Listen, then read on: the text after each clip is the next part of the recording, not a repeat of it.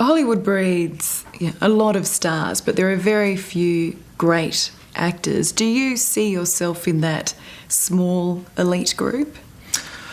I would never say something like that.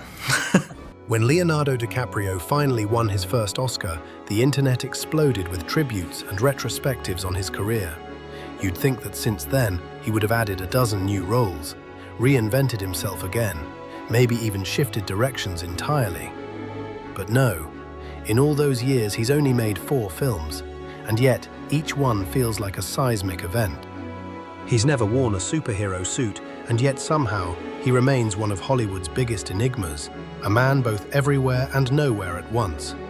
In this film, we're not tracing the rise of Leonardo DiCaprio, we're exploring the artist he's become.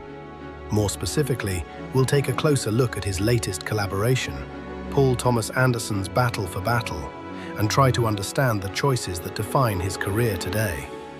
Why is DiCaprio so selective with his roles? Did the memes about his dating habits actually damage his image? And most importantly, who exactly has he been playing all these years? You're Rick fucking Dalton. Don't you forget it. For decades, DiCaprio has been trying to distance himself from Jack Dawson, the doomed romantic of Titanic who captured an entire generation's imagination. Few actors have ever managed to escape such an iconic role. Yet DiCaprio did. He shed the image of the tragic lover and built a gallery of complex men instead. Jordan Belfort and Howard Hughes, Frank Abagnale and Calvin Candy, Jay Gatsby and Dom Cobb. Through the 2000s and 2010s, DiCaprio could be anyone, except a simple romantic lead. My girlfriend drinks it when she's got her period. What do you get, your period? Early on, he made a deliberate choice not to become trapped by his own beauty or his past. But his approach to acting turned out to be far more radical than that. While many Oscar-winning stars occasionally take on forgettable projects between prestige films, DiCaprio doesn't. His selectiveness borders on obsession. Every role he takes seems to carry a weight, a purpose, as if he's curating his own myth in real time. By the early 2000s, he had already limited himself to working only with cinema's most serious voices: Steven Spielberg, Ridley Scott, Martin Scorsese, always in lead roles. Always in films that demand total surrender. They first challenged the generally accepted theory that only Juan Tripp's great Pan American Airways had the sacred right to fly the Atlantic. As DiCaprio himself once said, he avoids standard Hollywood blockbusters because in those, the spectacle overshadows the soul. And he's right. His work thrives where emotion, not CGI, drives the frame. One rare exception is Christopher Nolan's Inception, a cerebral blockbuster filled with dazzling visuals and a star-studded cast. Critics often claim that Nolan's worlds value intellect over emotion, leaving little space for actors to breathe. Yet DiCaprio proves the opposite. Beneath the dreamscapes and zero-gravity action sequences lies a story of grief, of a man haunted by guilt, mourning his wife and trying to rebuild a reality where he can finally forgive himself. Inception wasn't an accident in DiCaprio's filmography. It was a reflection. Dom Cobb is one of many fractured men he's portrayed, haunted, guilt-ridden, consumed by identity. In that sense, Nolan's Dream Labyrinth mirrors Scorsese's Shutter Island, released the very same year. Both films plunge us into the mind of a man who can't tell what's real and what's imagined. In both, his characters are haunted by the same ghost, the death of a wife and the collapse of self that follows. The crisis DiCaprio embodies isn't just grief, it's the existential fracture. Who am I, the hero or the criminal? This question echoes through his career, from the guilt-soaked torments of Shutter Island to the ironic chameleon tricks of Catch Me If You Can, where Frank Abagnale reinvents himself just to stay alive. I'm not a doctor, I'm not a lawyer. I'm not an airline pilot. I'm nothing, really. It might be a stretch to say every DiCaprio film is connected by design, but the sheer precision of his choices makes you wonder. his filmography feels less like a collection of performances and more like an ongoing conversation between alter egos. Calvin Candy, the slave-owning monster of Django Unchained, and Jordan Belfort, the feral broker in The Wolf of Wall Street, are mirror images, two faces of greed and domination. J. Edgar Hoover and Howard Hughes, two real-life visionaries, both geniuses, both prisoners of their obsessions. Jay Gatsby and Frank Wheeler from Revolutionary Road, two men broken by the illusion of the American dream. These parallels are no coincidence. They all orbit around DiCaprio's most vital creative partnership with Martin Scorsese, a director who understands the rot behind ambition better than anyone alive. Under Scorsese, DiCaprio has played both the seductive devil and the broken man. Jordan Belfort, in The Wolf of Wall Street, is a Mephistopheles in a tailored suit. Ernest Burkhart, in Killers of the Flower Moon, is the same hunger stripped of its glamour. Small, pathetic, cowardly, both men will do anything to get ahead, but one burns with power, the other drowns in it. It's proof of DiCaprio's range, an actor capable of expressing a lifetime's worth of emotion with nothing but a twitch of his mouth. These government men, they beat you, and they tortured you. Oh, no, they didn't, but they did keep me up for days. No! They beat you! They beat you! Yes, they beat me. His collaboration with Scorsese on Gangs of New York opened a new chapter in his work. America itself, its myths, its violence, its endless hunger for reinvention.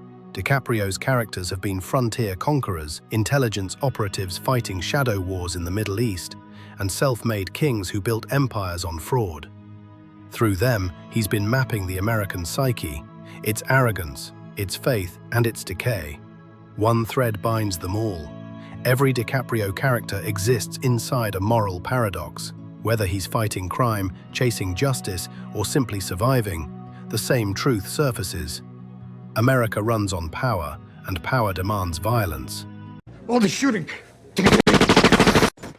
I love that stuff, you know, the killing. A lot of killing. His heroes may wear noble intentions, but they're trapped in cycles of dominance and destruction.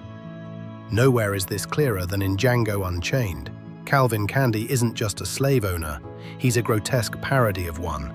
A theatrical Caligula, DiCaprio leaned into the decadence, crafting a villain so flamboyantly cruel that he becomes a metaphor for the entertainment industry itself. Power performed as spectacle. Candy doesn't just rule, he stages his tyranny. His mansion becomes an infernal Disneyland, a place where cruelty is choreography and pleasure comes from watching others suffer. Through him, Tarantino and DiCaprio expose the American addiction to violence as entertainment. For DiCaprio's body of work, this motif is essential. Gatsby's lavish parties, shimmering with champagne and illusion, the performance of happiness. A glittering disguise for inner emptiness. Through the weary eyes of Rick Dalton, a fading, insecure actor, we glimpse Hollywood's ugly underbelly, the side that's all insecurity and fear beneath the fame. You're sitting there like a fucking baboon. I hate fucking whiskey, so I couldn't stop at fucking 3 or 4 8. Wow! Tarantino's Once Upon a Time in Hollywood feels almost like a meta-commentary on DiCaprio's entire career. A self-aware reflection, as if the actor himself were dissecting his own mythology. It plays like an alternate timeline, a what-if story about DiCaprio becoming trapped in repetition, doomed to play the same man in the same movie forever. Rick Dalton, with his stutter, volatility, and desperate need to be loved, borders on parody, a cartoonish version of DiCaprio himself. And yet, despite being one of DiCaprio's most comedic roles, our sympathies lie entirely with him. He's vulnerable, ridiculous, and profoundly human. By the end, when Rick finds peace, we breathe with him. Any veteran dramatic actor could have played Rick Dalton, but only DiCaprio makes him unforgettable. He doesn't just serve Tarantino's vision, he elevates it. His mere presence adds new layers of irony and emotion, turning the film into something deeply personal. It's official, old buddy. Well, it has been. What are you talking about? What did that guy tell you? Told me the goddamn truth is what he told me. These layered, self-reflective roles have become DiCaprio's version of media strategy. Where others use PR, he uses performance. Unlike most Hollywood stars, DiCaprio hasn't written memoirs. started a podcast, or turned his personal life into a brand. He stays silent, almost mythically so. His interviews feel more like contractual obligations than revelations. Polite, rehearsed, careful. You don't learn about DiCaprio from DiCaprio. Could Jack have fit on that door at the end? Oh my gosh, I thought it. I remember bawling my eyes out when I was I have no a girl. comment. His social media isn't about self-promotion or intimacy. It's activism. While younger stars use Instagram to connect with fans, DiCaprio uses it to save the planet. Fans have to piece together his life from rumors and rare glimpses, like his enduring friendship with Kate Winslet. Leo, I'm so happy I can stand here and tell you how much I love you and how much I've loved you for 13 years. Even the running joke that DiCaprio doesn't date women over 25 feels less like a scandal and more like a meme. Another ironic layer to his pop culture mystique. Once upon a time in Hollywood, nearly 3 hours long, Leonardo DiCaprio attended the premiere, and by the end, his date was too old for him. So... His films speak for him. Outside of them, DiCaprio almost doesn't exist. He's never been wrapped up in major scandals or production disasters. By all accounts, Leo is meticulous and professional on set. But do we really need to know a movie star as a person? In old Hollywood, every public detail about an actor was tightly managed by the studios.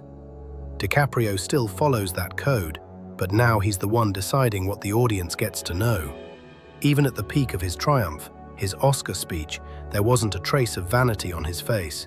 He raced through his thank yous, slipped in a line about climate change, and walked off stage, as if the 20-year chase for that moment had never mattered. I thank you all for this amazing award tonight. Let us not take this planet for granted. I do not take tonight for granted. Environmentalism remains his one openly declared passion, which makes his self-parody in Don't Look Up all the more ironic. A neurotic scientist predicting Earth's doom from a killer comet, a metaphor for both COVID and climate collapse. We already knew he could handle comedy. But Don't Look Up isn't just comedy, it's sharp, biting satire, and Leo slides into it with startling ease.